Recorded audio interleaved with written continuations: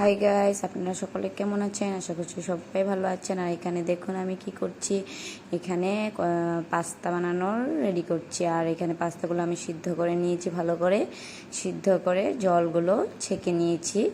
আর pasta কিন্তু আমি কোনোদিনও বানাইনি, খেয়েছি কিন্তু বানাইনি। আর আজকে ফার্স্ট বানাচ্ছি প্রথম।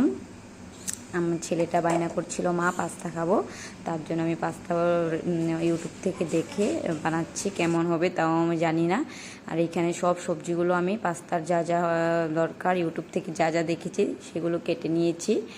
আর এখানে কি কি রয়েছে, এখানে রয়েছে তো আপনার পেঁয়াজ কেটেছি, টমেটো কেটেছি, ক্যাপসিকাম, গাজর এগুলো, আর কাঁচা লঙ্কা কুচি কুচি করে কেটে দিয়েছি, এগুলোই কেটে দিয়েছি।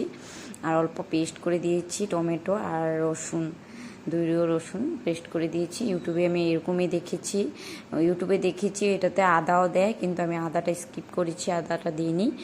আদাটা দিলে মনে হচ্ছে ভালো হবে না, তার জন্য দিইনি। আর এখানে দেখুন আমি কড়াইতে এগুলো ভাজা ভাজা হওয়ার জন্য দিয়ে দিয়েছি। আর এখানে নুন আর অল্প হলুদ দিয়ে দেব।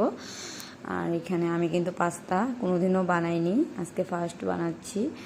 আর ভয়ে বানাচ্ছি, কারণ একটা জিনিস কোনোদিনও বানাইনি, প্রথম বানাচ্ছি, কীরকম হবে খেতে পারবো না না এরকম লাগছিল, কিন্তু মনে সাহস নিয়ে বানাচ্ছি। আর এদিকে ইউটিউব থেকে দেখে বানিয়েছি। পাস্তাটা খেয়েছি আমি, বহুত টেস্ট থাকে, কিন্তু কি আমি কোনোদিন বানাতে পারি না। আর এখানে দেখুন অল্প ভাজা সবগুলো ভাজা হয়ে গিয়েছে। এখানে কাশ্মীরি লঙ্কার গুঁড়ো অল্প দিয়েছি। আর তারপরে আমি সিদ্ধ করে রাখা পাস্তাগুলো এখানে দিয়ে দেব, দিয়ে অল্প ভাজা করে নামিয়ে ফেলবো।